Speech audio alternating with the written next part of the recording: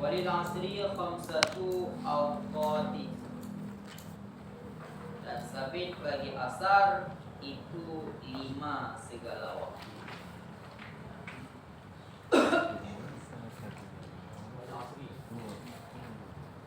Dan sabit bagi asar itu 5 segala waktu. Turun. Hitam kok. Mana yang ikut no? Biasa perjuangan hidup. Hidup itu perlu perjuangan. Ya kan?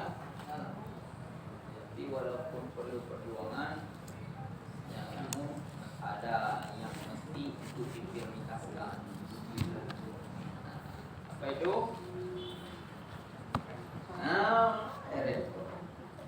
Karena kok jauh-jauh sama Daul. Marah kalian? Ya.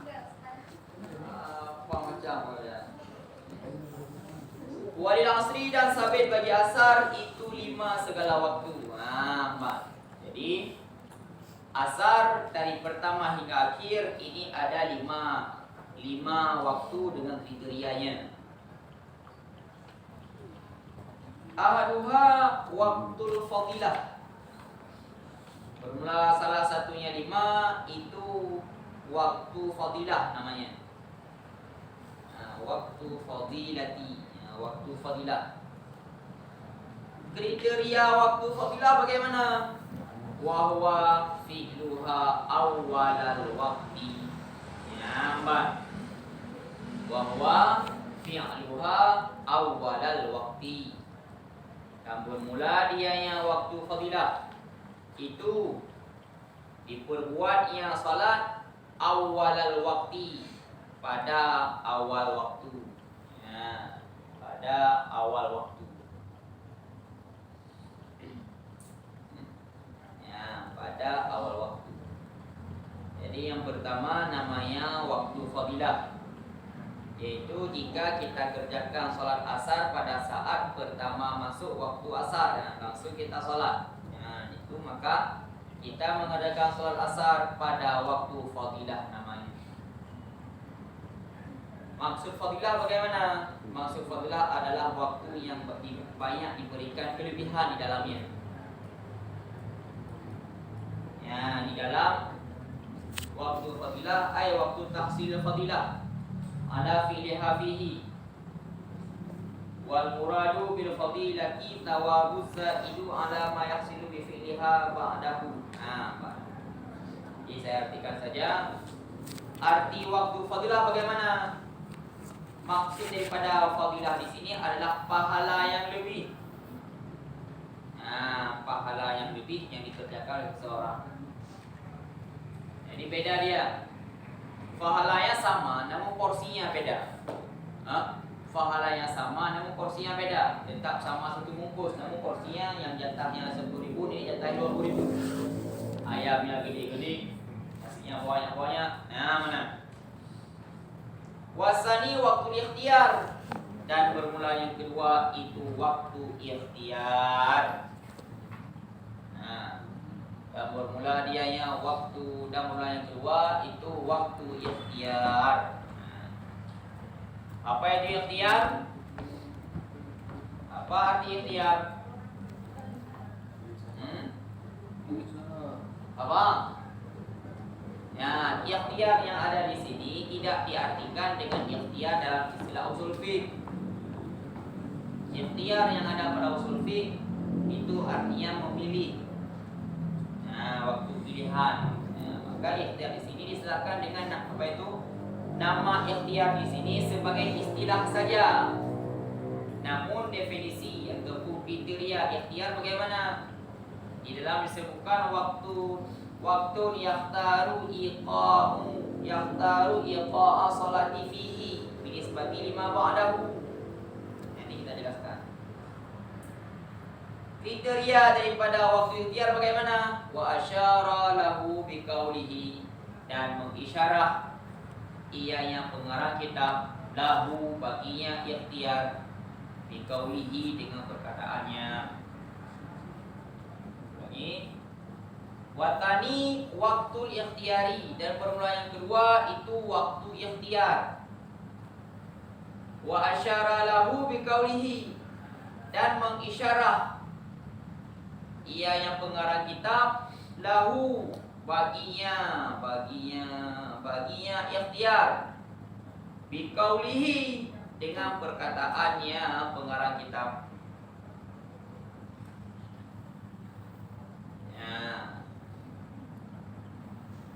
Wa akhiru fil ikhtiyari ila dhilli mislaini.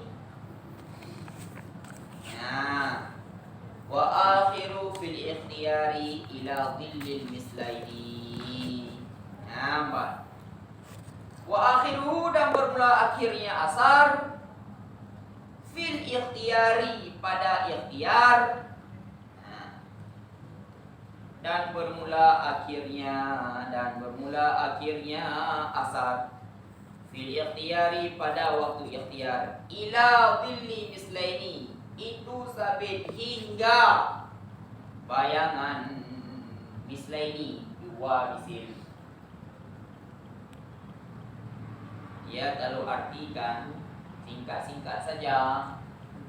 Kalau oleh taruh O saja, kalau akan taruh A saja, kalau bermula taruh B saja.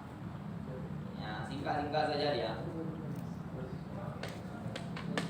Sudah Piko? Sudah? Kamu kayak Abu Samsudin ya? Ada amalan? Ada amalan? Nah, kayak Abu Samsudin, amalannya ecek-ecek. Jangan. Kalian kalau pengen viral, ya udah buat akidah kalian, cepat viral. Kalau pengen cepat akidah, punya pepeh yang mesti dong. Hidungnya mesti dong buku. Apa ya? Ayo ni. Ya, maka yang pertama tadi namanya waktu fadilah. Artinya pada saat setelah azan langsung kita salat, itu namanya waktu fadilah. Lamanya waktu fadilah sampai kapan lamanya? Kira-kira setelah azan langsung iqamah. Setelah iqamah kita salat. Setelah salat kita berzikir. Setelah berzikir kita pulang. Kira-kira semuanya itu habis waktu sekitar 15 menit misalkan. Jadi waktu fadilah itu mulai azan hingga 15 menit ke depan. Itu namanya waktu fadilah. Sudah. Dan yang kedua namanya waktu ikhtiar. Arti waktu ikhtiar artinya masih punya kesempatan untuk kita kerjakan sholat saat itu. Nah, sudah.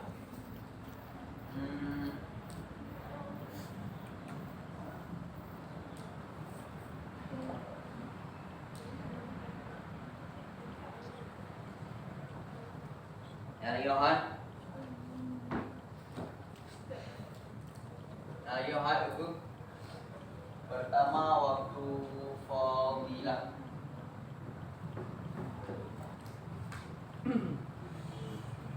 Kedua ikhtiar.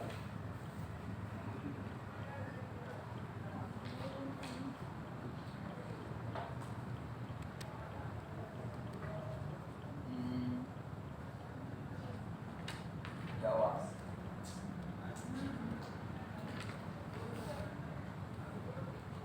Yang keempat kiraah.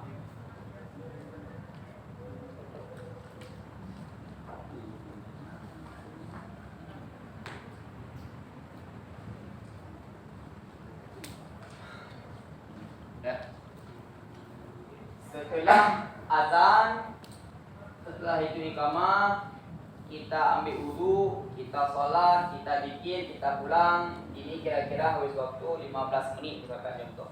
Maka waktu fadilah adalah 15 menit setelah azan. Ya. Setelah itu memasuki waktu ikhtiar. Nah, 15 menit ke depan dari 15 menit ke depan sampai dengan kriteria ikhtiar. Sampai kriteria yang ini, itu namanya waktu ikhtiar. Kriterianya bagaimana? Kriterianya jika memang kita tancapkan tongkat tiang 1 meter, bayangannya sudah menjadi 2 meter. Sudah? Ya, kira-kira sekitar jam-jam 5-an. Itu waktu ikhtiar namanya. Jadi setelah azan 15 menit ke depan, ini namanya waktu fadilah. Setelah 15 menit hingga patokannya yaitu kita tancapkan tiang 1 meter, bayangannya sudah 2 meter, ini namanya waktu ikhtiar. Arti waktu ikhtiar bagaimana? Arti waktu ikhtiar kita kerjakan sholat saat itu masih dekat-dekat dengan fadilah. Kalau kita buat perbandingan, kalau fadilah 1 bungkus namun porsinya 20. Kalau ikhtiar 1 bungkus porsinya 18.000 misalkan, ya udah kurang lagi sedikit.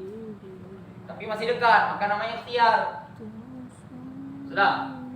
Nah, jadi kriteria ikhtiar mulai daripada setelah 15 menit ke depan hingga bayangan dari benda tersebut sudah menjadi dua misil.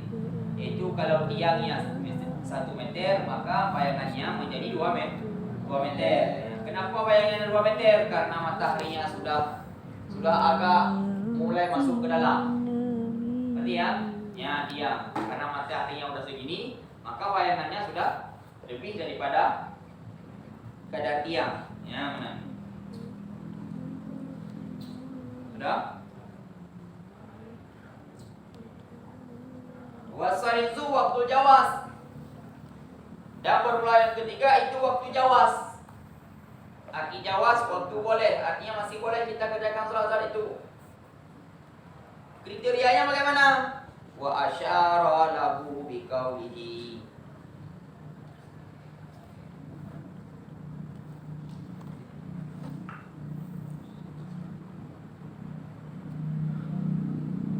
Wa asyara lahu biqaulihi. Mengisyarah ia yang pengarang kitab, lahu baginya jawas, biqaulihi dengan perkataannya pengarang kitab. Wa asyara lahu biqaulihi, dan mengisyarah ia yang pengarang kitab, lahu baginya jawas, biqaulihi dengan perkataannya pengarang kitab. Sudah? Umi. Aduh. Kadang-kadang gaya sedang move on kok. Kadang-kadang gaya sedang move on. Kawin.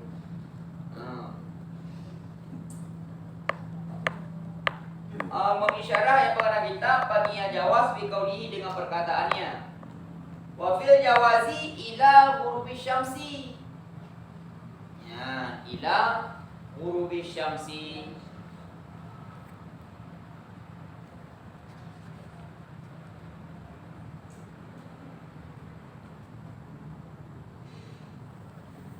Sudah?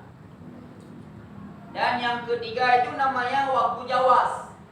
Arti waktu jawas, waktu di mana kita masih diperbolehkan sholat namun tidak ada cacat, belum ada kecacatan dalam sholat itu. Masih diperbolehkan, tidak ada kecacatan di dalamnya. Ya, itu namanya waktu jawas. Kriterianya bagaimana? Wafil jawazi, dan sabit pada jawas ilal ghurubi syamsi, itu hingga terbenam matahari. Ya, terbenam matahari. Jadi waktu jawas, nah kita lihat akhir daripada waktu ikhtiar adalah saat bayangan sudah menjadi 2 misil dari sebuah benda. Bendanya 1 meter, bayangannya sudah 2 meter, bertanda mataharinya sudah berat mau masuk ke dalam. Itu akhir waktu ikhtiar, masuk kepada waktu jawas. Jadi kalau sudah bayangannya 2 meter ke depan, itu sudah masuk waktu jawas. Maka waktu jawas mulai. Nah, waktu jawas mulai bayangan benda 2 meter hingga matahari tenggelam. Nah, itu namanya waktu jawas. Artinya misalkan contoh jam 6, matahari udah mulai nggak ada, masih boleh kita sholat? Masih. Bagaimana sholat kita? Nggak apa-apa, tidak ada kecacatan. Nah, belum ada kecacatan. Tapi porsinya sudah kecil. Kalau fadilah 1 bungkus porsi 20, ikhtiar 1 bungkus porsi 18.000 misalkan. Jawas 1 bungkus juga, porsinya ya netral 10.000. Nah, mana lagi kira-kira ada? Yang selanjutnya, warabi'u waktu jawazi bila kirahatin. Ya, kan. Dan bermula yang keempat, itu waktu jawas juga namanya. Ya, ada pula yang keempat. Waktu jawas itu waktu jawas bila kirahatin, tanpa makruh. Artinya hampir-hampir mau makruh. Dan bermula yang keempat itu waktu jawas bila kirahatin tanpa makruh. Nah, tanpa makruh.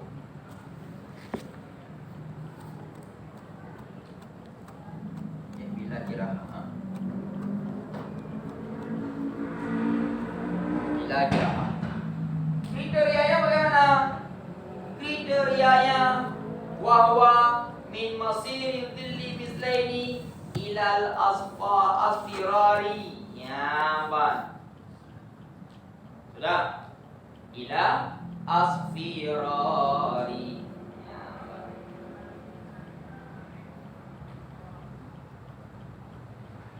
Yaitu kriterianya adalah dan bermulanya waktu jawas tanpa makruh min masiri dhilli, mulai daripada berjalannya bayangan 2 mesin ilal asfirari, hingga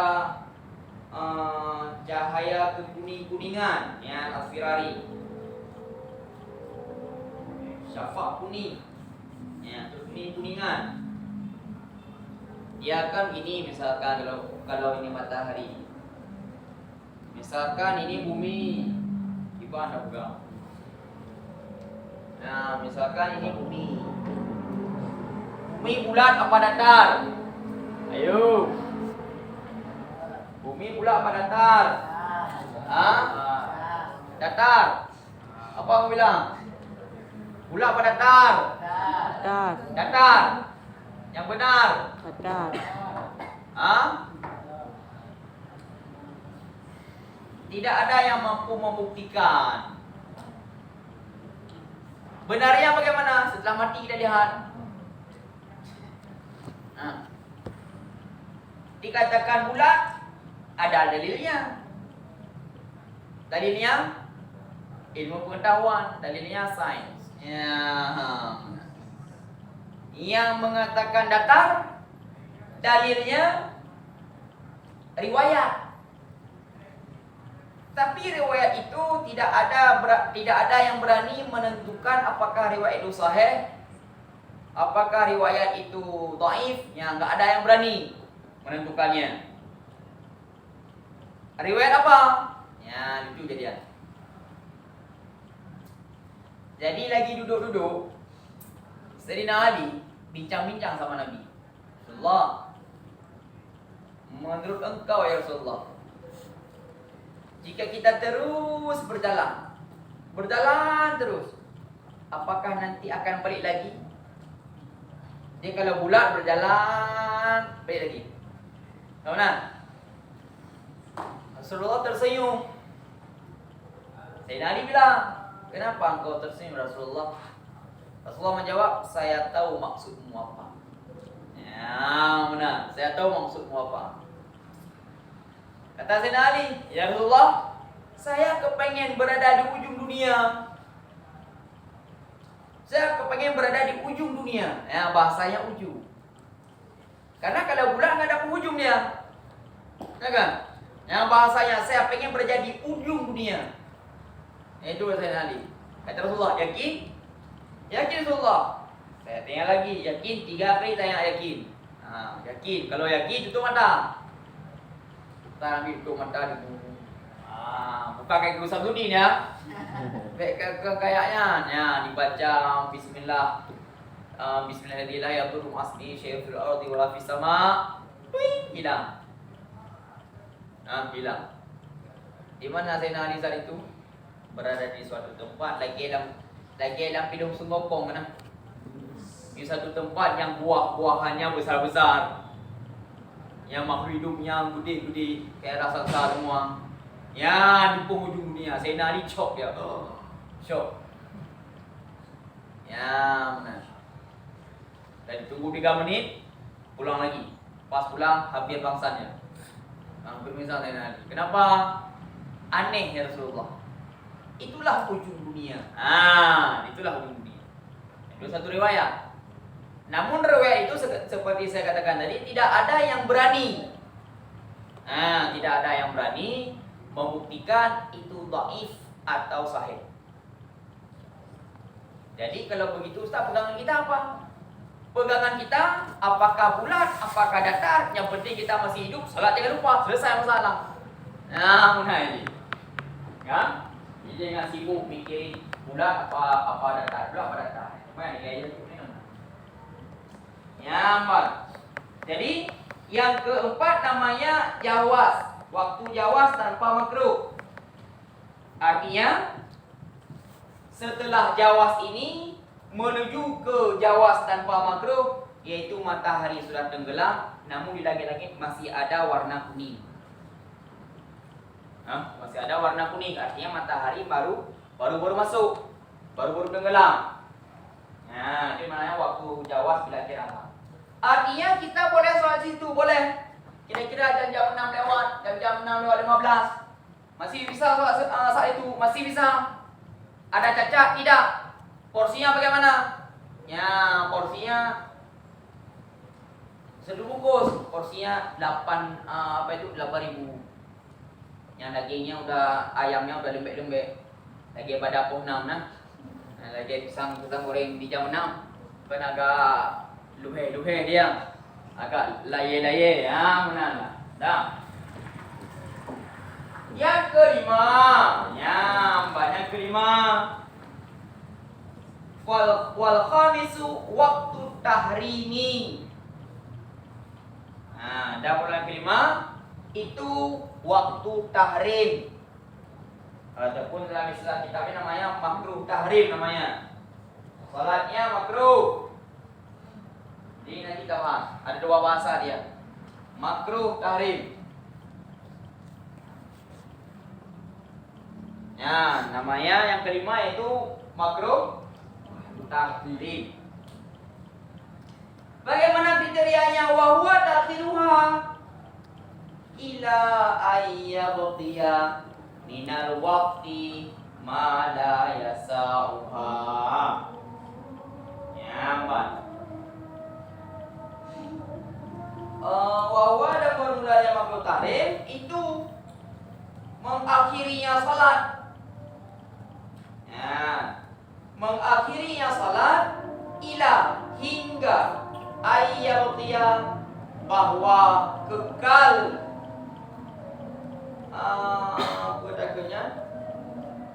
kekal ianya waktu minal wakti malaya sawha daripada waktu hingga bahwa kekal daripada waktu oleh barang. Ya, benar. Lagi kita ulang bahwa dan formula dianya waktu tahrim ataupun makruh tahrim ta'khiruha ila ayyabtiya minal waqti, itu mengakhirinya salat hingga bahwa hingga bahwa yabtiya kekal daripada waktu mala oleh barang la yang tidak yasa'uha yang tidak muat Ianya waktu, akannya sholat. Yang tidak muat, ianya waktu, akannya sholat. Ini siapa namanya ini? Fadilah. Baru ataupun bagaimana? Baru sampai, berarti kayak ini, kayak si Tau nih. Ya, yang tinggal di mana?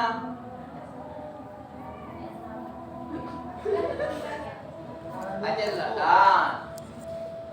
Saudara Anda? Saudara? Kau? Alah, dukun. Kenapa Delan? Ada kenalan? Latihan apa?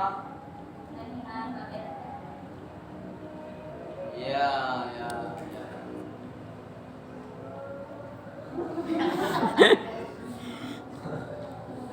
Mas Azman. Ya. Dah, satu lagi. Wawa dan bermula dianya waktu, dia waktu tahrim itu mengakhirinya salat hingga bahwa kekal daripada waktu oleh barang yasauha, oleh barang yang tidak muat ianya waktu akannya salat. Baik, apa boleh? Ada dua. Ada makruh, ada tahrim. Ada makruh, ada tahrim. Yang maksudnya ke mana?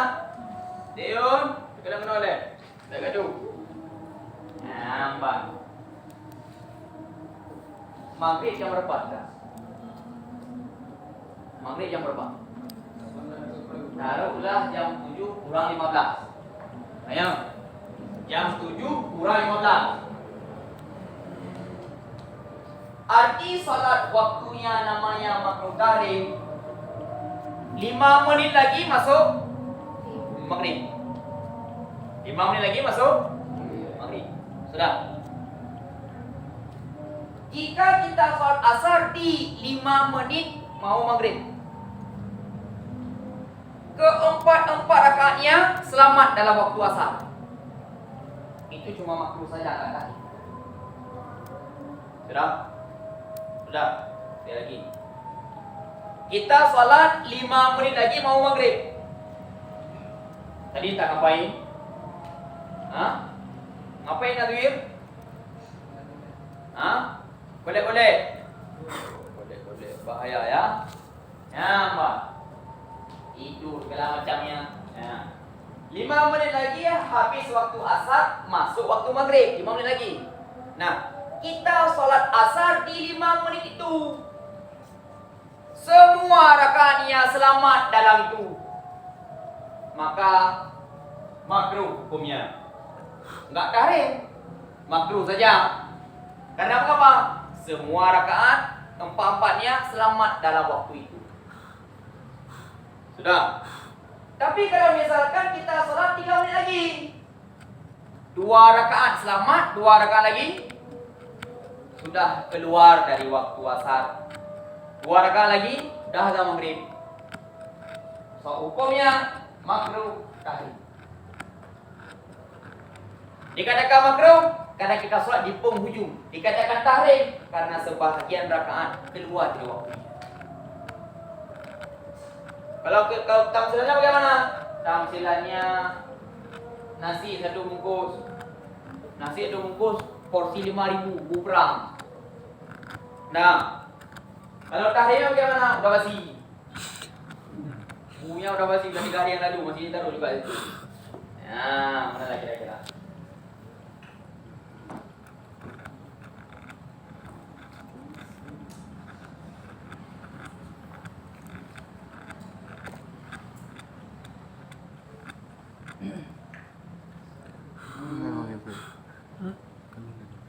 No sih.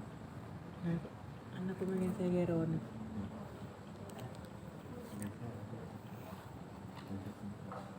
Gense Sampai situ dulu dapatnya. Berarti itu lebih baik kita niatkan sebagai qadha aja apa lanjutkan sholat meskipun sudah tergolong kepada haram karena Harus tunai, ada alih-alih, udah qadha. Tapi kan udah sebagian rakaatnya nanti kita masuk ke waktu lain. Ya nggak jadi masalah.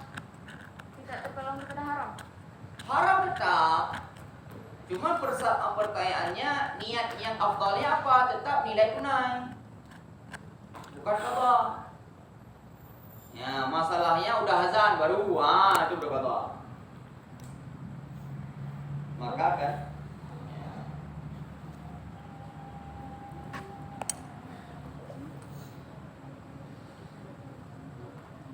kenapa banyak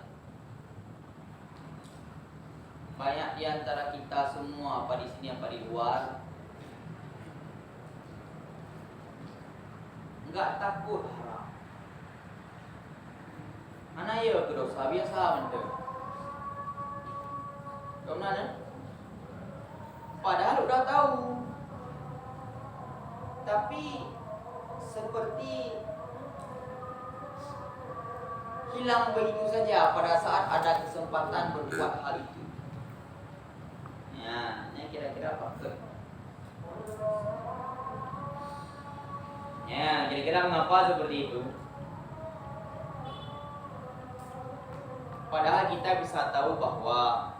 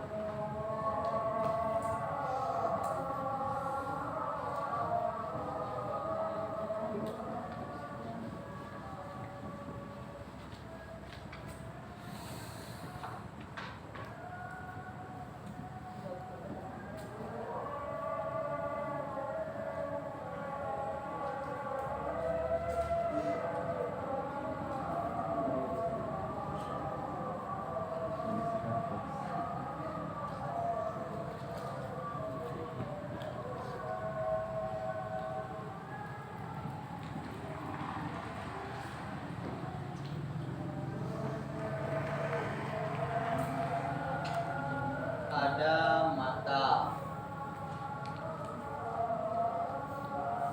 telinga, mulut, hidung, badan.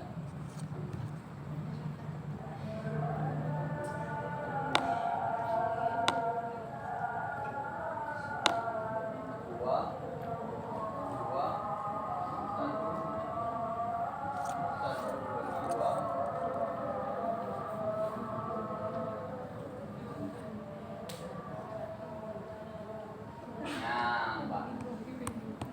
mata ada berapa? Telinga? Dua. Mulut? Hidung? Satu untuk berdua. Badan? Mana satu badannya? Tergantung takdir. Kalau berbadan dua, ya dua berarti tergantung takdir. Maka saya buat strip. Dah.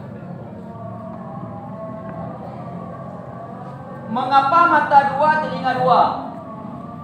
Apakah itu hanya kebetulan saja? Atau kayak jawaban tadi pagi, al-aslu la yus'al, yang sudah jadi dari sononya kau usah tanya lagi. Apa seperti itu? Bukan. Semua ciptaan Allah, kalau kita punya ilmu, kita bisa menggalinya, maka kita dapatkan hikmah di balik apa yang Allah ciptakan. Mata dua, telinga dua. Hikmahnya dua. Yang pertama, yang paling besar peran untuk menyerap ilmu Allah, untuk membuat hati ini cepat sadar, mata dan telinga. Yang pertama. Yang kedua, sebagai bukti bahwa banyak-banyaklah melihat, banyak-banyaklah mendengar, jangan banyak ngomong. Mulut ke satu. Ustaz, ngarang aja tuh. Nggak ngarang. referensinya tumpu dalam kitab Nasaihul Ibad. Semuanya itu ada hikmahnya. Jadi mata dua, telinga dua, apa fungsinya? Karena keperluan untuk melihat, keperluan untuk mendengar lebih banyak daripada keperluan untuk bicara. Maka mulut satu. Sudah. Masalahnya sekarang di hidung dan di badan. Hidung satu bagi dua. Satu hidung lubangnya dua. Itu apa hikmahnya? Macam-macam ibu anda pernah dengar surah hanya berkoi. Sesak punya. Digokah saja. Sebagai bukti bahwa sumber kehidupan kita adalah nafas. Ya, sumber kehidupan kita adalah nafas. Tamsilannya kalau misalkan satu sumbat, enak perasaan. Intang, enak perasaan satu sumbat, enggak enak. Hah? Enggak enak. Artinya perintah untuk membuat makna apa yang sudah dihirup. Sebagai bukti bahwa kehidupan kita bukan di dunia saja. Dunia ada akhir, dunia dan di akhirat.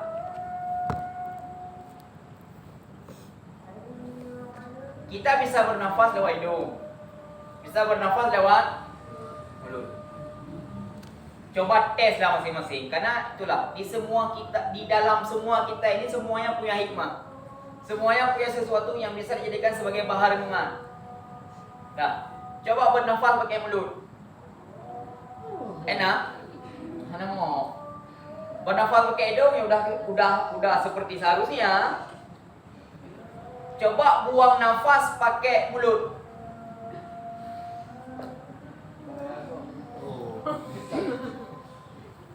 Coba buang nafas pakai hidung seperti biasa.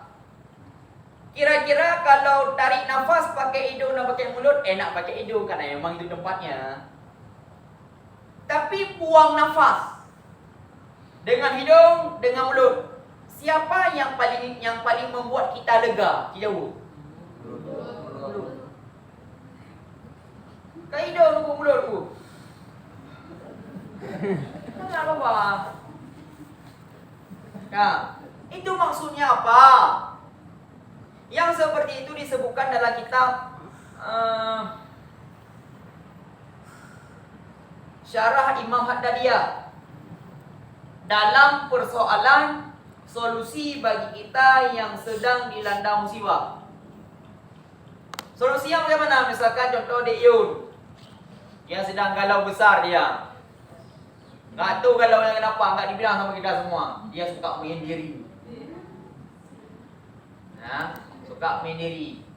Pergi ke Taman Safiatuddin, ada ayun anak kecil, dia sendiri. Dah, galau dia. Solusi untuk berdamai dengan hati bagaimana? Prakteknya bagaimana? Yang pertama, tarik nafas dengan hidung. Tarik nafas panjang. Lihat ke langit. Sambil mengatakan Allah, lepaskan nafas pakai mulut. Seakan-akan nafas lega kita keluarkan. Allah. Di ha-nya, kalimat Allah yang ha ujungnya kita buat sukun, kita buat mati. Dengan nafas yang kita keluarkan dengan lega. 3 kali pasti lega hati kita. Lagi ada masalah, lihat ke langit, tarik nafas. Allah. Benar. Pasti lega. Tapi jangan dekat-dekat sama kawan. Jangan dekat-dekat sama kawan. Nah, pertanyaannya yang pertama, mengapa mesti lihat ke atas? Kata boleh. Pertanyaan yang kedua, mengapa hidup dengan hidung? Mengapa leganya dengan mulut? Yang 3 pertanyaan ini kira-kira bagaimana jawabannya? Siapa yang bisa 1 bulan KFA gerakkan apa? Siapa yang bisa jawab 1 bulan free semua, mau ngapain kayak terserah. Ayo, okey. Dan tangannya ngeri dah.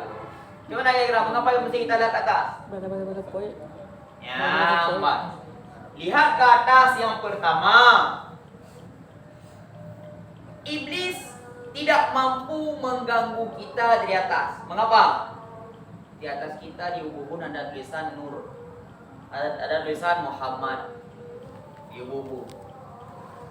Jadi kalau panjang rambut kayak Jo Pingu, nggak nampak lagi, nampak tetap. Sudah ya? Ya, Mbak. Lihat ke depan sebagai isyarat.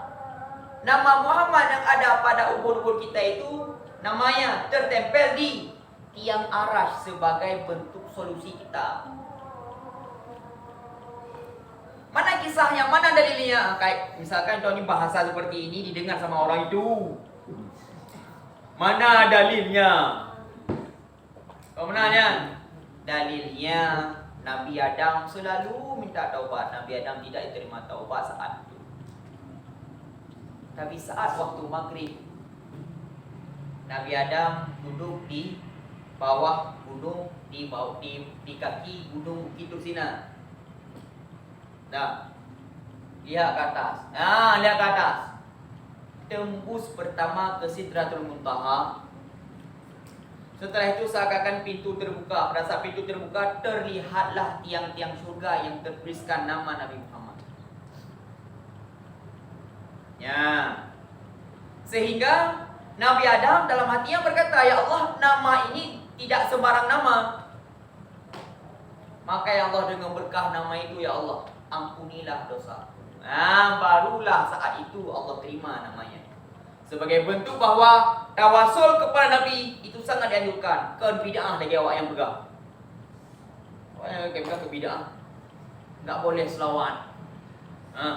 Selawat Allah SWT Muhammad saja, tak boleh lebih-lebih. Bid'ah. Dokah tajam. Apalagi ada yang bilang pula yang selawat dari dia. Allahumma sholli salatan kamilatan wa sholli salaman tamma sayyidina Muhammadin alladzi tanhalu bihil uqad. Dengannya Nabi Muhammad semua yang terikat jadi terlepas. Dengannya Muhammad yang jauh jadi dekat. Dengan nama Muhammad yang susah jadi mudah. Orang ini bilang selawat itu selawat musyrik. Siapa yang berselawat dengan selawat itu, dia itu murtad, keluar Islam karena meminta bantu kepada Nabi Muhammad bukan pada Allah. Yang kaido. Yang kaido ya. Jadi lumpuh mereka. Itu solusinya bagaimana? Dibilang bapak-bapak dengar dia solusinya bagaimana? Potong tali listrik, masuk ke pantat. Kita lihat duluan siapa yang mati. Apa duluan mati listrik, apa mati orangnya? Karena sama-sama aliran panas. Enggak ya? Ya, maka itulah dalil bahwa tawasul kepada Nabi itu sangat dianjurkan. Pernah dengar istilah kita boleh. Pernah dengar istilah garpu dalam? Apa dengar ya? Enggak usah bahas bahaya. Enggak usah bahas, masih kecil kalian. Enggak boleh, masih kecil semua nih. Cuma kalau mau kalian ya khususan datang pribadi sama saya, bawa kopi-kopi, rokok-rokok, durian-durian bawa. Ya. Pernah berjumpa. Ya, jadi sebagai bukti bahwa ternyata nur kita di sini, jika kita benar-benar serius, benar-benar fokus dengan hikmah yang ada pada diri kita, maka nur yang ada di sini langsung connect dengan yang di atas. Kayak yang ada tulisan Nabi Muhammad. Ya ada. Yang kedua tarik nafas. Kenapa masih dengan hidung? Bicara itu sebagai bukti bahwa fitrahnya manusia itu wajar dia salah. Mengapa fitrah manusia salah? Karena hidup manusia di dunia. Emang ada apa di dunia? Dunia dulu asal katanya danaun, arti danaun kotor. Dunia itu kotoran. Mengapa dunia itu kotoran? Dunia itu tempat Nabi Adam buang air besar pertama kalinya. Ya, Mbak, pernah dengar kisah? Jadi gini, yang enggak cerita ataupun sampung kita. Cerita. Jadi katanya iblis sudah diusir dari neraka, kok bisa bisik-bisikan? Kok bisa goda-godaan Nabi Adam dan Siti Hawa di surga? Bagaimana caranya? Nah, dengar guys. kisahnya dulu pada saat Nabi Adam, pada saat Siti Hawa pertama diciptakan, saat itu dihadapkan di depan Nabi Adam. Nah, setelah itu Nabi Adam disuruh tutup matanya. Siti Hawa ada di depannya. Perlahan Nabi Adam disuruh, coba buka matamu wahai Adam. Pasti buka matanya. Nampaklah wanita yang sangat cantik saat itu. Siapa namanya? Siti Hawa. Apa pegang-pegangan tangan itu? Aduh, itu jangan. Kayak gitu. Nah, ya. Tiba-tiba tangan Nabi Adam nunggu bergerak dengan sendirinya. Mau menyentuh Nabi Adam kayak kamu Biko. Mau menyentuh Siti Hawa. Kata Jibril saya itu, wesh. Wesh itu nunggu bahasa Arabnya waishun, artinya stop, berhenti. Wesh, wesh, X, kalau di Aceh X, kalau dia di sana waish, waishun kalimatnya, bacanya wesh. Kata Jibril, nikah dulu baru boleh. Nikah dulu baru boleh. Bagaimana cara menikah dengannya? Apa maharnya? Maharnya setawat 3 kali kepada Nabi Muhammad. Jadi kalian jangan pakai emas lah maharnya. Yang Nabi Adam. Laki Nabi Adam ya. Yang masalahnya sekarang, pada saat itu Nabi Adam memerankan nafsunya, kontak Pak Jibril. Kalau bahasa kita kayak misalkan ada cewek sebut-sebut nama Azman tiba-tiba makannya keselip. Nah, kemudian hanya menasib. Pada saat itu iblis yang sudah ada di dunia kayak hati dia. Kayak hati kayak mana di juga itu. Nah, tiba-tiba lewatlah ular. Hai ular, tolong bantu saya sebentar. Saya ingin menjadi penasehatnya Nabi Adam. Saya tidak mau Nabi Adam sama seperti saya. Apa yang mesti saya bantu, kata ular? Bawakan saya ke surga. Enggak mau, kamu sudah dikutuk. Hai ular. Kata iblis, hai ular. Niatku bagus. Niatku benar serius. Ingin membuat Nabi Adam akhir hidupnya enggak seperti saya. Saya serius. Ular bilang, serius nih, serius. Bagaimana caranya? Buka mulut. Buka mulut. Masuklah iblis ke dalam. Saya iblis ke dalam, maka bebaslah ular terbang. Terbang. Jadi tunggu ular saat itu, ular saat itu dengan begot. Ular saat itu punya kaki, punya tangan. Kanaga kayak kena pilu. Mek panik roku. Sudah. Nyambat, ada kaki, ada tangan. Ada saya apa enggak? Allah alam. Kalau dibilang saya di kitab cuma ada dibilang tangan dan kaki. Masuklah ke dalam surga. Setelah masuk ke dalam surga di tempat yang sunyi, keluarlah iblis tadi. Bukan Allah enggak tahu, jangan salah. Bukan Allah enggak tahu, bukan. Tapi memang itulah takdirnya. Kalau enggak kejadian seperti itu enggak ada kita semua. Ya kayak mana? Lama kemudian ular main-main, tinggallah iblis. Iblis menjumpai Nabi Adam. Wahai Adam, kedatanganku ke sini itu menasihatimu. Jadi ingat, bukan Nabi Adam bodoh. Masa digoda sikit langsung ini? Bukan. Dengar betul. Nabi Adam bilang, kenapa Anda di sini? Mana? Iblis berkata, kedatanganku di sini untuk menasihatimu karena aku ingin akhirmu tidak seperti akhirku. Mana? Kata Nabi Adam, apa yang mesti saya perbuat? Iblis berkata, coba lihat ke arah kanan. Ada buah apa itu? Nabi Adam menjawab, hadza syajaratul mal'un. Ini pohon yang dilaknat Allah. Bukan bakhuli. Yang memberi nama buah ini bakhuli iblis. Kata iblis, la mana. Ada khuldi, ini khuldi. Yang pertama kasih nama buah khuldi itu dengan khuldi, bukan siapa-siapa, iblis yang beri nama. Sudah? Ya, Mbak. Jadi dibilang sama iblis, wahai Adam, jika engkau ingin hidup kekal di surga, ingin hidup lama di surga, enggak seperti akhir dari hidupku, maka makan buah itu. Aku kepingin engkau tidak seperti diriku. Karena aku dulunya Allah larang untuk makan buah itu, maka enggak aku makan. Hingga akhirnya aku keluar. Ya, Mbak. Kalau engkau makan buah itu namanya khuldi, maka engkau kekal. Nah, beda aku percaya. Pada saat iblis bilang, wallahi, karena iblis bawa nama-nama Allah. Bawa nama Allah. Wallahi Adam. Dalam kitab Nahu, wa bata. Kalimat waw, huruf ta itu huruf kata Sumpah. Ketiga-tiganya dipakai sama iblis. Wallahi ya Adam.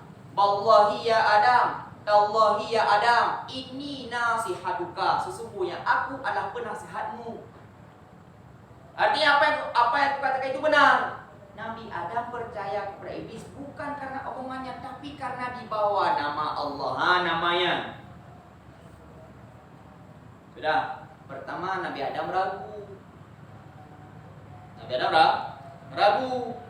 Nyamban. Habis itu dibilang sama Siti Hawa, mungkin yang dikatakan dia itu benar. Nyamban ini. Ya rumah, ya. Makanlah buah khuldi.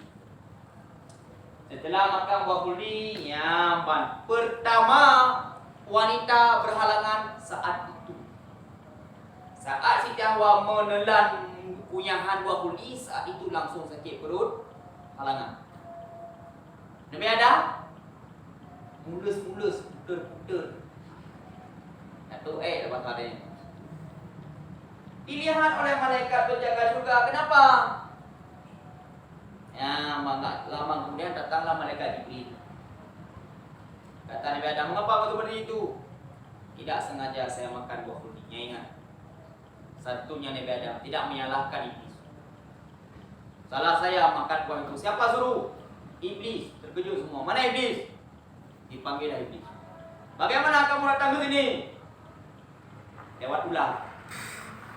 Ular mau kenal ular juga, kak susah nih. Maka ular ditutup tangan dan kakinya dicopot. Maka kalau sekarang nggak ada tangan, nggak ada kaki. Tak ada ini ngarang. Referensi yang nunggu dalam kitab Tahrir dalam pembahasan masalah halangan. Setelah itu iblis bukan dikeluarkan, tapi digulung, dicampak. Kemana campak? Terdampar dia di pinggir pantai. Iblis diberi pantai. Dia galau dia.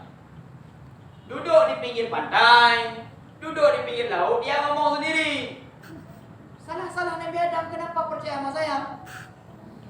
Ngomong dia sama lu sendiri. Didengar sama ikan. Didengar sama ikan. Muncullah ikan dari bawah ke atas. Ikan cuma bertanya, ada apa? Langsung turun malaikat. Kenapa engkau naik ke atas? Kami mendengar ocehan iblis. Kami cuma berkata, ada apa? Kamu bermasalah.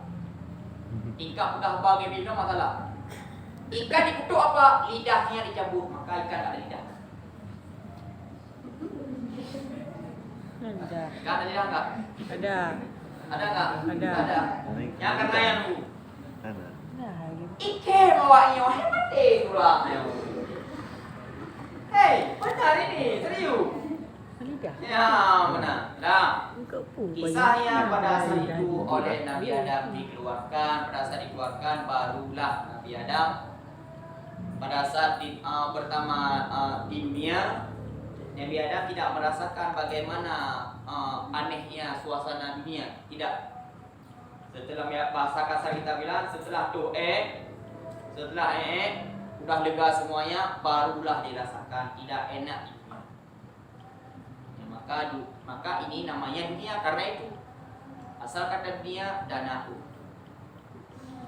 Maka kembali lagi, tarik nafas dengan hidung. Tarik nafas dengan hidung.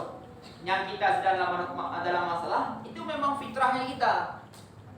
Tarik nafas dengan hidung sebagai bukti kita hidup. Di mana kita hidup di dunia? Fitrahnya kita hidup di dunia, wajar kita punya masalah. Maka dulu masalah, jangan pernah kita definisikan masalah dengan sesuatu yang membuat pikiran korban itu salah. Karena di semua kita masalah definisinya isbatu awaridi zati alal maudu. Artinya terjadinya sesuatu yang wajar pada terjadinya perihal-perihal yang wajar pada suatu perkara itu namanya masalah. Ya, kenapa? Jadi kan tarik nafas dengan hidung sudah ngerti ya jawabannya apa ya? Tarik nafas sebagai bentuk kita hidup di dunia yang kita sedang dalam masalah, memang itu fitrahnya. Keluarkan nafas lewat mulut yang rasanya lega, plong, segala macamnya. Kemudian sebagai bukti bahwa sumber kita hidup. Tapi sumber solusi setiap masalah kita bukan kehidupan. Artinya jika memang kita ingin selamat, walaupun kita hidup di dunia, jangan pikirkan dunia. Sebagaimana kita tarik nafas dengan hidung, keluarnya pakai mulut, rasanya lega. Tapi kalau misalkan kita tarik nafas, tak tubik pun dari hidung dengan kecepatan nafas yang kencang hidung, hidung ikut mana? Mana ya? Ada orang kau begitu. Jadi, okey, betul dong. Dah. Yang kuat. Kalau badan, mengapa badan saya buat strip? Ya, itu referensinya juga ada dalam kitab Musailimah sebagai bukti bahwa badan itu fleksibel. Fleksibel. Jika memang kita eksiskan diri, artinya kita memprioritaskan apa yang menjadi tugas setiap badan yang masih aktif sesuai dengan apa yang ditentukan, maka dia selamat. Kalau tidak, maka dia tidak selamat. Ya, maka pertanyaannya tadi bahwa kenapa kita tahu dosa itu tak bagus, haram itu berdosa, kita tahu, tapi mantau tidak puput. Apa yang salah? Dalam kitab Safwah Zubat disebutkan bahwa ala ilmu hujjatun laka wala ilmu hujjatun alaika. Ilmu bisa menjadi syafaat, juga ilmu bisa membawa laknat. Ilmu yang menjadi syafaat bagaimana? Ilmu yang kita amalkan itu menjadi syafaat. Ilmu menjadi laknat, ilmu yang tidak kita amalkan. Nah, masalahnya sekarang adalah kenapa kok bisa ilmu sudah ada, tapi prakteknya seakan-akan kita abaikan.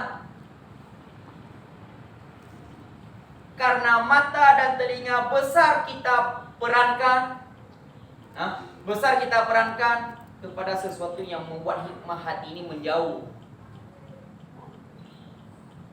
Ya, maka wajar misalkan contoh ada di antara kita yang sudah hijrah, sudah insaf. Aku hijrah, aku ingin jadi baik. Ya, kemudian sudah hijrah. Padahal kalau dia sudah hijrah, seharusnya dalam beribadah dia nggak ada tantangan. Tapi malah orang yang baru hijrah tantangannya luar biasa. Kenapa? Karena masih terikat dengan dosa. Maka makin besar dosa, makin besar tantangan ke depan. Yang mana? Buktinya saja misalkan contoh bangun tengah malam jam 3 TKI. Padahal sudah di kamar mandi, kenapa enggak untuk salat tahajud? Kemudian seakan badannya berat terus mayang itu. Karena badan kita terikat dengan dosa di bumi. Maka kita susah mengerjakan sesuatu yang membuat pahala itu menembus ke langit. Memang benarnya. Apa lagi? Pak Witi. Biasa. Ya, aku nak lewat Allah wala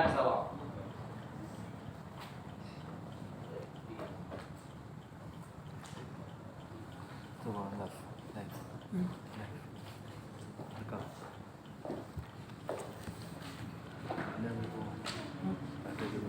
Dah buka layar bola.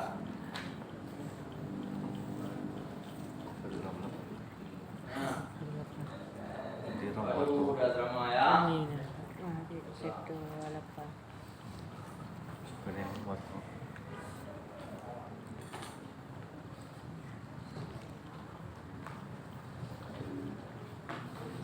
Halaman berapa?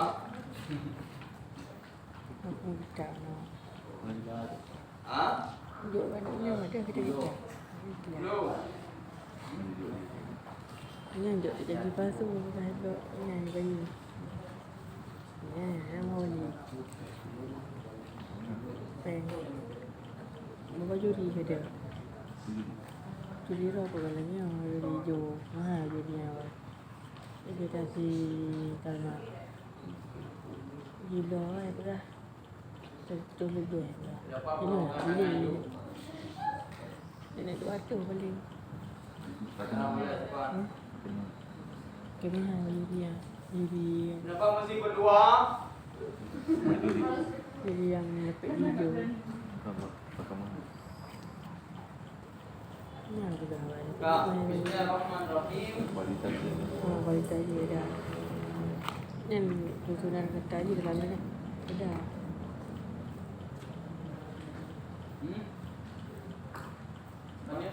Ayyuhal walad, wahai anak-anakku. Imam Ghazali menyapa kita dengan bahasa yang begitu mengharukan. Beliau menganggap kita bagaikan anak-anaknya. Amin kata Amin. An-nasihatu sahlatun wal muskilu kabuluha. Nasihat itu memang mudah, enak didengar. Wal muskilu qabuluha, namun yang rumit itu adalah menerimanya. Mengapa nasihat rumit didengar, diterima Nelly? Pakon. Ke. Akhir ke go. Kali. Adi. Nasihat di mana nasihat? Namangan. Nagatung.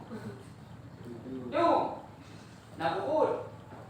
Mana? Pakon. Kenapa ke? Asman, misalkan kamu tidur Asman, saya bangunkan tubuh begini. Marah nggak? Marah nggak? Jujur. Marah. Kalau misalkan sedang gempa di bangun kamu itu juga marah. Marah. Enggak. Kenapa gempa nggak marah? Kenapa bangunkan sholat marah? Yang seharusnya sholat jangan marah. Ini kenapa kalau dibangunkan karena gempa marah, karena kebakaran marah, bangunkan karena sholat kamu lupakan. Mana ada panik? Macam-macam itu alasannya, bukan.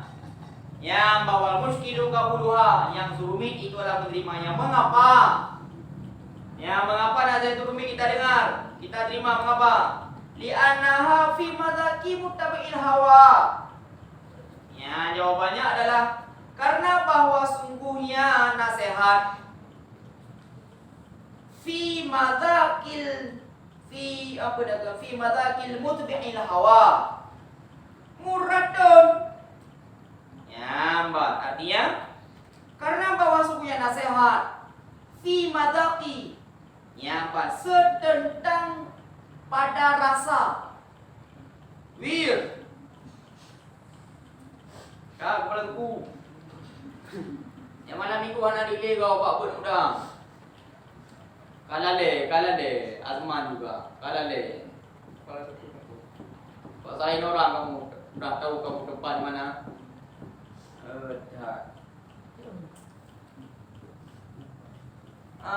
Belum. Karena bahwa sungguhnya nasihat fi madzaqil mutbi'il hawa, pada sedentang, artinya berpas-pasan pada rasa yang diikutkan dengan hawa nafsu. Sudah, yang dihidupkan dengan hawa nafsu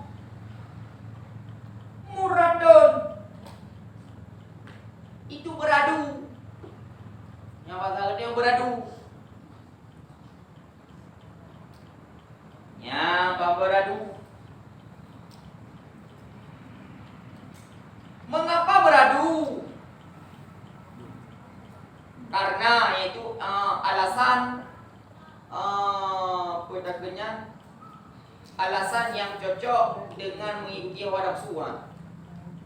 Karena manahi mahbubatun fi qulubihim. Karena bermula larangan saat itu, mahbubatun itu sangat dicintai pada hati mereka itu. Ya, Pak. Sudah? Karena bawaslu larangan mahbubatun itu sangat dicintai fi qulubihim pada hati mereka itu. Aku benar. Ya, Pak, alasan. Dengar nasihat mudah. Dengar nasihat suka. Yang mana? Apalagi nasihat-nasihat yang menyangkut dengan cinta, yang menyangkut dengan pernikahan. Kau menanya? Nah, yang menyangkut dengan pernikahan, misalkan contoh.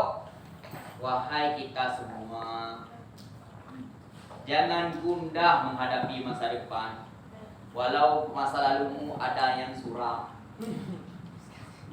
walau masa lalumu ada yang gelap. Jangan khawatir, jangan cemas dengan bahasa orang yang baik dengan yang baik, yang jahat dengan yang jahat, sesuai dengan firman Allah surat An-Nur. Kemudian pada saat ada orang yang mengatakan yang baik dengan yang baik, yang jahat dengan yang jahat, nah kita yang masa lalu yang pernah jahat, kita pengen calonnya baik, tapi nggak berani, karena merasa diri nggak pantas, kita cemas, sebenarnya. Nah, datanglah orang-orang yang menasihati dengan nasihat ilmu. Wahai saudaraku, jangan cemas. Ayat An-Nur itu benar adanya.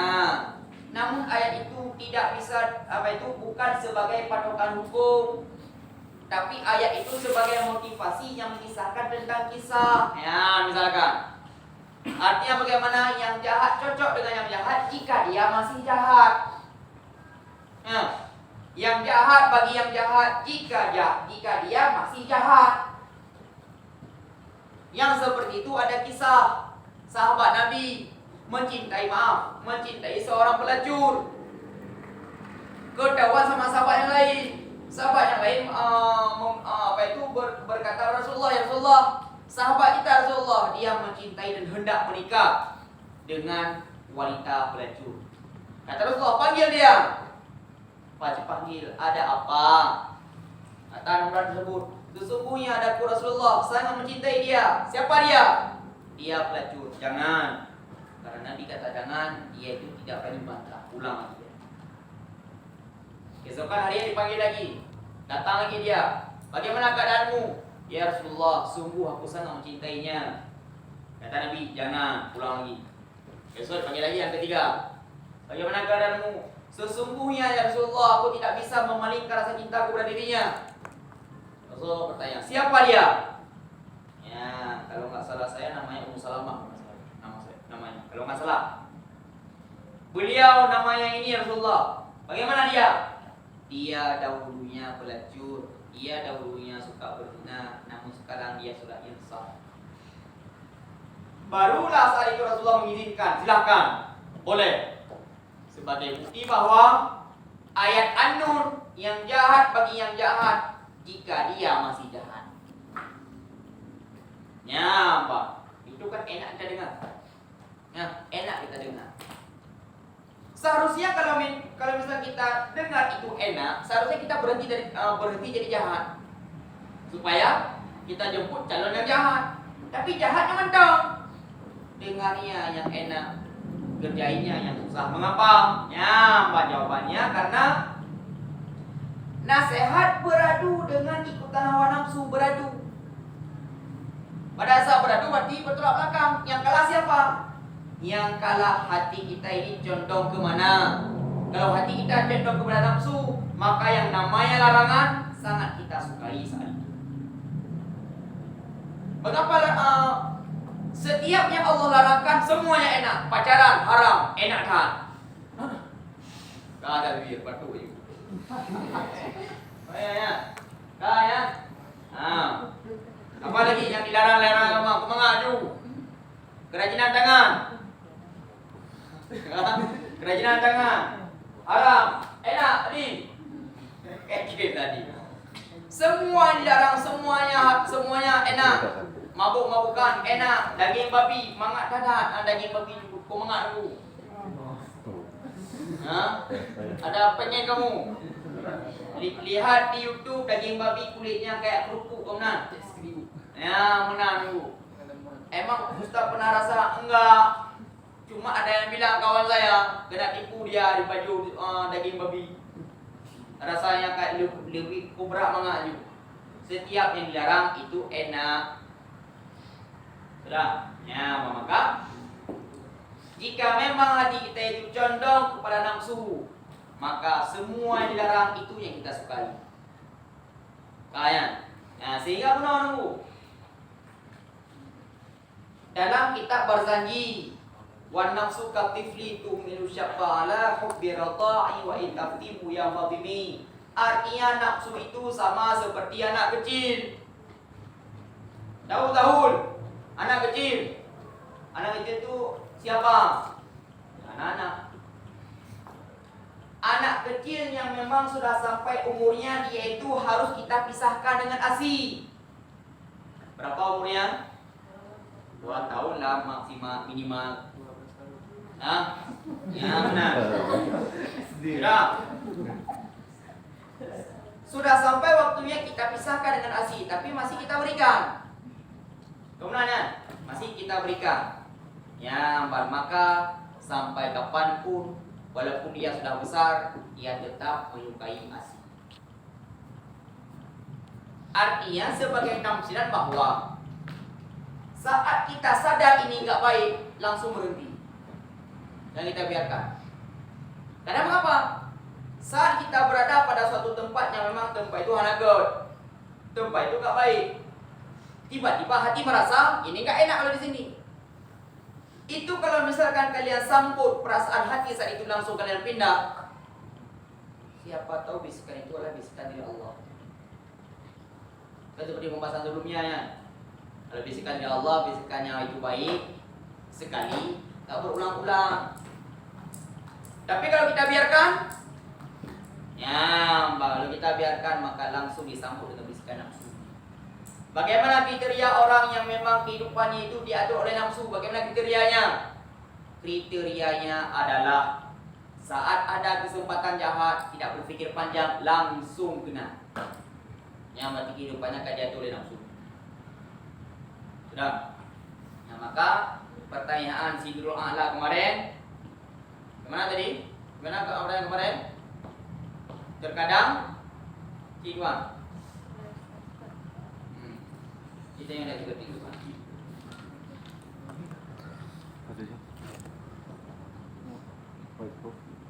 Faktor apa saja yang membuat seseorang itu tanpa sadar bahwa dia telah terlarut dalam kemaksiatan? Padahal orang itu pernah menjadi orang baik dan menjaga kehormatannya dan lain sebagainya. Tetapi kenapa ada hal-hal yang terlintas di pikiran dia untuk berbuat maksiat dan bahkan lebih berani melakukan hal tersebut tanpa kesadaran? Tetapi di balik itu dia masih merasa biasa saja, seolah-olah tanpa ada kesalahan yang dilakukan.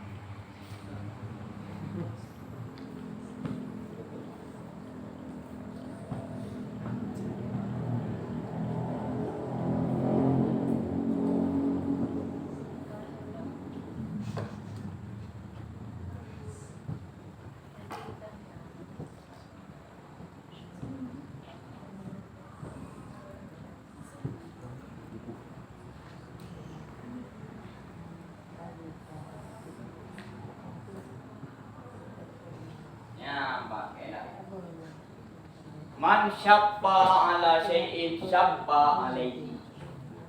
Ya, kaidahnya. Barang siapa yang membiasakan diri dengan sesuatu, maka sesuatu itu akan membiasakan dirinya dengan kita. Nah, yang jawaban. Man syabba ala syai'in syabba alaihi. Barang siapa yang membiasakan dirinya dengan sesuatu, maka sesuatu itu akan terbiasa dengannya.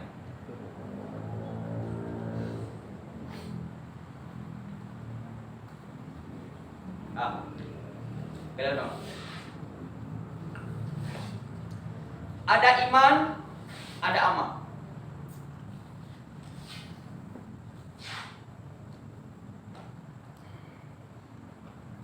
Teorinya,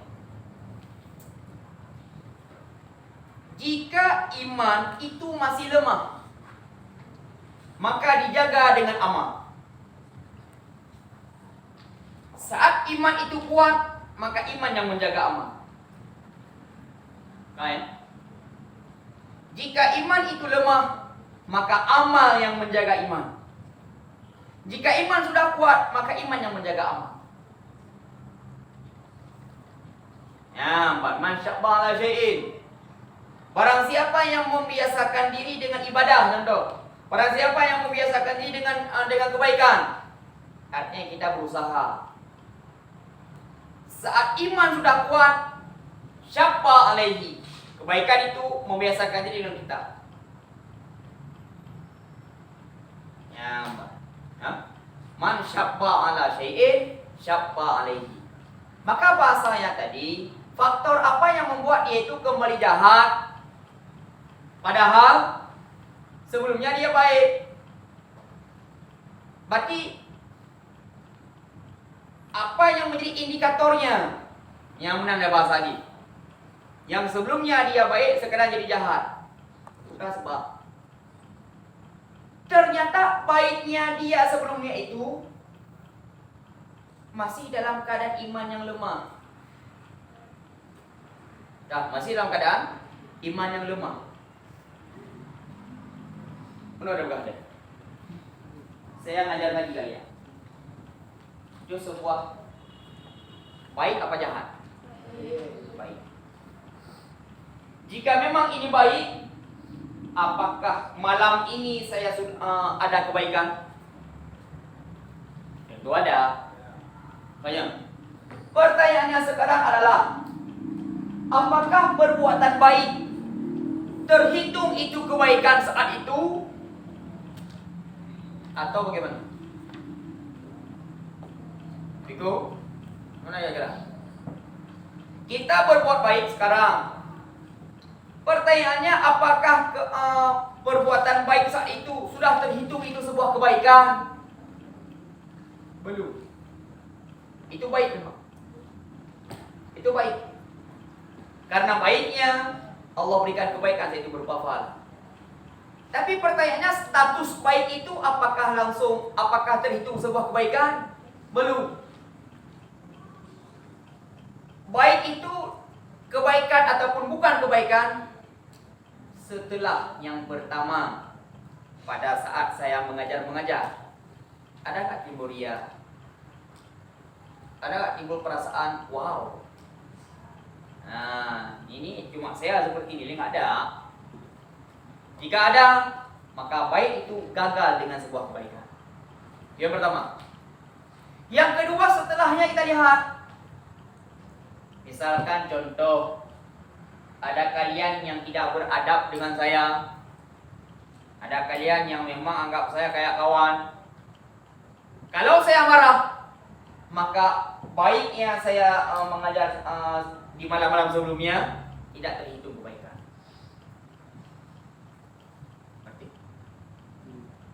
Tapi bagaimana? Ada yang pedagin, ada yang tidak sopan dan segala macamnya. Ya, Mbak. Tidak membuat saya ini merasa saya rugi ngajar dia. Masa dia nggak sopan dengan saya merasa rugi. Nggak ada perasaan seperti itu. Kalau nggak ada, yang pertama ria nggak ada, yang kedua perasaan seperti tadi pun nggak ada, barulah baik itu terhitung sebuah kebaikan. Artinya apa? Untuk sampai ke tingkatan iman yang kuat harus ada ujian. Itu kan sebuah ujian itu. Setelah saya ngajar, rupanya kalian tak ada adab dengan saya. Itu sebuah ujian. Ya, ujian yang kita hadapi setelah ada kebaikan, setelah kita berbuat baik, ini sebagai bentuk jika memang kita berhasil, imannya menjadi kuat. Jika tidak, imannya kembali lemah. Dah. Kan dulu ya? Maka kembali kita dalam pertanyaan tadi bahwa sebelumnya baik. Misalkan dia baik dalam hal apa? Dalam hal misalkan pakai baju besar-besar. Yang mana? Pakai baju besar-besar. Tapi di saat bertemu dengan kawan yang memang nilai kamu nggak bagus pakai baju kayak gitu. Padahal kamu cantik, tapi Fika ini kamu pakai baju besar-besar udah kayak Miwa, udah kayak Mine, Hana PD. Itu sebuah ujiannya. Yang ujiannya untuk membuktikan bahwa iman kita sudah kuat apa masih lemah. Nah, maka untuk bagaimana tanda-tanda iman kita ini masih lemah? Mulai ada sedikit keraguan saat ada ujian. Kayak bahasa tadi, kamu nggak cocok pakai baju besar-besar kayak gitu, ataupun kamu rugi aja pakai baju kayak gitu, tapi akhlaknya masih seperti itu. Misalkan mulai ada perasaan ragu bahwa benar yang dia katakan, bahwa nggak cocok pakai baju ini, misalkan. Nah, mulai ada keraguan. Maka keraguan yang ada pada hati itu sebagai bukti iman kita masih lemah. Kayak pada saat kita sudah tahu bahwa iman kita masih lemah, kita perlu yang namanya riyadhah. Apa itu riyadhah? Latihan. Latihan untuk mengabaikan. Makin besar perasaan yang kita korbankan untuk mengabaikan, makin besar pula efeknya iman itu cepat jadi kuat. Nah, pada saat iman sudah jadi kuat, walau badai menghalang, kalau bahasa kita, sudah iman itu menjaga amal. Kalau sebelumnya, amal menjaga iman. Maka ini kan kita sudah tahu. Ya, sudah tahu yang pertama misalkan, kita berada di suatu tempat, ini kira-kira tempat ini nggak bagus dengan kita. Yang benar, yang sebagai isinya bahwa hati kita sudah mulai baik, yang sebagai isinya. Namun kita abaikan, jadi masalah. Keesokan harinya kita mulai pada saat datangnya sebuah kebaikan dari orang, kita mulai berpikir dengan ilmu kita yang dia katakan itu bukan, masa kayak gitu. Ya, misalkan contoh yang sebagai bukti bahwa imannya kembali lemah. Perlu yang namanya riyadhah. Ya, bahasa Arabnya namanya riyadhah. Jadi gini. Nafsu yang pertama amarah. Kedua lawamah. Tiga bernamanya mutmain. Kita manusia. Awal kita sah dikatakan manusia jika memang kita bernafsu dengan nafsu mutmain.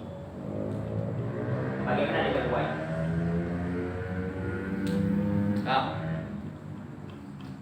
Nafsu amarah bisa dibuktikan. Kita sekarang di nafsu amarah, apa di nafsu lawamah, apa di nafsu mutmainnah. Bisa kita lihat jika memang kita nafsu amarah adalah nafsu yang diatur oleh bisikan nafsu. Amarah diatur oleh bisikan iblis. Apa bedanya? Bisikan iblis, bisikan nafsu, bisikan iblis. Apa bedanya? Bedanya kalau bisikan iblis berarti iblis masih di luar.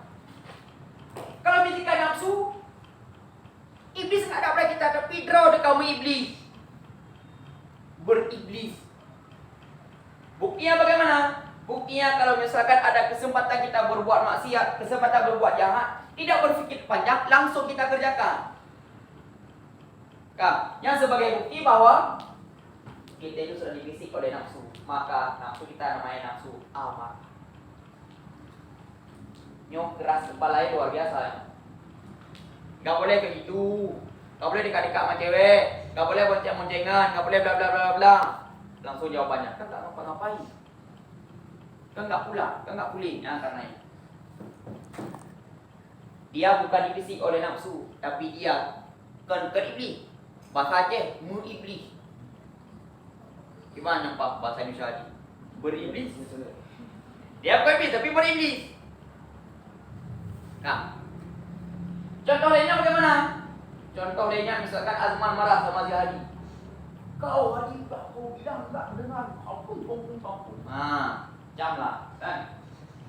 Setelah reda, lama, nggak ada pun timbul penyesalan. Ya Allah, nggak boleh saya seperti ini. Nggak ada seperti itu. Yang juga contoh namanya nafsu amarah. Maka orang yang nafsu amarah, Walaupun dia orang, dia tidak sah dikatakan dia itu manusia. Karena saya kira manusia, hanya kira urut lama. Mampu fit ho. Takkan binatang, dia hanya kerana nakai. Takkan urut, dia hanya. Nakah ni pakai. Yang nafsu amarah. Dah. Yang kedua, nafsu lawamah. Yang sudah semi manusia, bukan manusia tapi semi manusia. Hampir-hampir sah dikatakan dia itu manusia. Ada sesuatu yang hendak kita kerjakan sifatnya enggak baik, dibisi oleh iblis. Lagi-lagi duduk, lagi-lagi anak-anak duduk, ada wang di depan. Wang tu, kita sendiri tu dalam hati. Ni kalau boleh bakso enak ni. Ya, bisikan ini.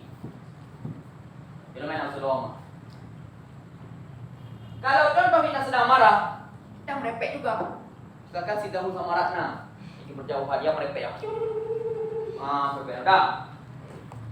Udah lama-lama kemudian, si Zahul sama Ratna dalam hati yang masing-masing. Ya Allah, seharusnya enggak boleh seperti ini. Kami kan selalu berdua. Ya, itu tanda dia itu nafsu lawamah. Sudah mulai baik, tapi belum baik. Sudah mulai jadi manusia, tapi bukan manusia, semi manusia. Semi. Mutmainnah. Ini baru nafsu, derajat nafsu yang yang dikekang oleh Islamnya latifah Rabbaniyah. Arti latifah Rabbaniyah bagaimana? Kelembutan jiwa, latifah lembut.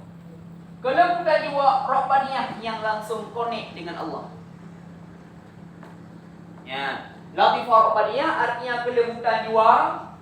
Arti kelembutan jiwa bagaimana? Sesuatu yang halus yang ada pada diri kita. Sesuatu yang halus, dia tetap menjadi halus karena di backup oleh sifat Rabbaniyah. Arti Rabbaniyah apa? Sesuatu yang langsung menghubungkan kita dengan Allah. Yang namanya latifah Rabbaniyah. Ya, benar. Sudah? Maka pertanyaannya bagaimana caranya kita sampai ke level mutmainnah sehingga kita sah dikatakan manusia? Bagaimana kiat-kiatnya? Yang pertama, berawal dengan sambut langsunglah bisikan baik jika ada saat itu. Yang cara. Awali dengan nyanyi deh. Kan? Yang lagi-lagi duduk ketawa. Ketawa. Tiba-tiba hati ngomong, tak bagus besar-besar ketawa. Udah urina. Anak kau urina kim raya. Watai kim raya di bawah cip dalam. Lanjut, harum. Medisnya apa? Maaf ya. Rusak perawannya. Ayo. Itu medisnya. Kalau tasawufnya bagaimana?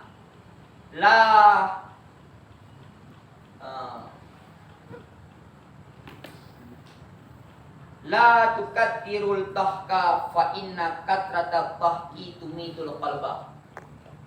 Jangan banyak-banyak ketawa, karena banyaknya ketawa bisa membuat hati itu mati. Yang Pak Kim galak, wah Kim beraya Kim. Ya maka pertanyaannya contoh, bagaimana jika memang kita mati pada keadaan amarah? Bagaimana jika memang kita mati dalam keadaan kita masih dengan nafsu amarah? Bagaimana jika memang kita mati dalam keadaan nafsu lawamah? Kedua-duanya sebagai bukti bahwa amal yang kita kerjakan saat dengan nafsu amarah dan lawamah, ya, amal yang kita lakukan tidak sebagai sesuatu yang bisa membuat iman itu terjaga hingga akhir hayat. Artinya apa? Ibadah banyak yang kita kerjakan dalam keadaan cacat. Maksudnya bagaimana? Dalam kitab Sirajul Talibin disebutkan al-ibadatu lam yuqbal iza fasad. Ibadah tidak diterima jika ada kecacatan. Cacat yang dimaksud bagaimana? Cacat yang dimaksud dalam salat riya, tidak khusyuk. Nah, tidak khusyuknya seseorang dalam salat sebagai bukti bahwa dia masih ini. Dia susah sangat saat khusyuk. Dia amarah. Dia enggak khusyuk, tapi dia usaha untuk khusyuk. Udah khusyuk hilang lagi. Nanti usaha khusyuk lagi dia. Dia sudah lama, sudah mulai baik. Nampak? Yang dandal. Jadi kira-kira tahu lagi Pak. Apakah kira-kira kita sekarang sangat susah untuk khusyuk? Mudah hilang khusyuk? Kalau mudah hilang khusyuk dalam salat ataupun susah kita menjaga khusyuk, susah lagi kita nak amal. Kita punya tekad kuat untuk mengembalikan khusyuk sehingga kita usaha. Kita sudah dilawang, sudah mulai baik. Ya benar. Faham? Padahal semuanya itu dalam salat itu sudah terjawab semuanya. Hah?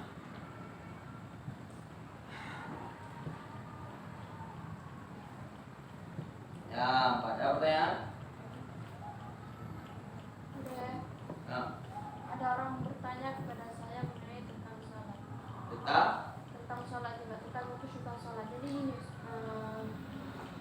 pertanyaannya seperti ini. Orang itu sudah berusaha untuk khusyuk di dalam sholat, tetapi ada terlintas di pikirannya pas sholat itu dengan kata-kata hinaan untuk Allah. Kata-kata hinaan untuk Allah seperti itu. Misalkan kalau bahasa Acehnya Allah paling. Misalnya lagi yang Ustaz, ya memang lagi yang ditanya maklum. Terlintas di pikiran orangnya dalam sholat. Dalam sholat hati Allah paling itu. Iya.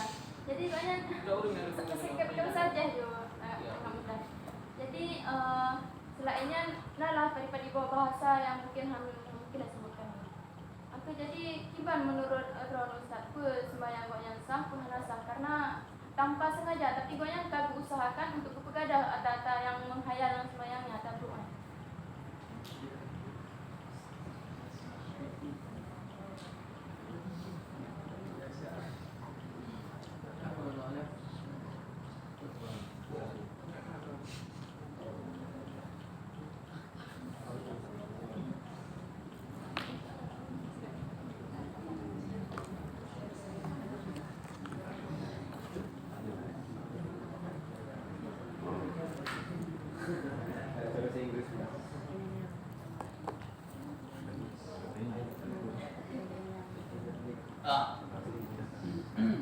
Harakah, gerak itu ada dua kriteria. Ada gerak zahiriyah, ada gerak batiniyah. Gerak zahiriyah yang gerak ini namanya. Kita ngomong alam sadar, yang gerak zahiriyah. Sedangkan gerak batiniyah dalam hati, bisikan hati, ngomong dalam hatinya. Kamu mak jadol. Nah, gerakan ada dua versi.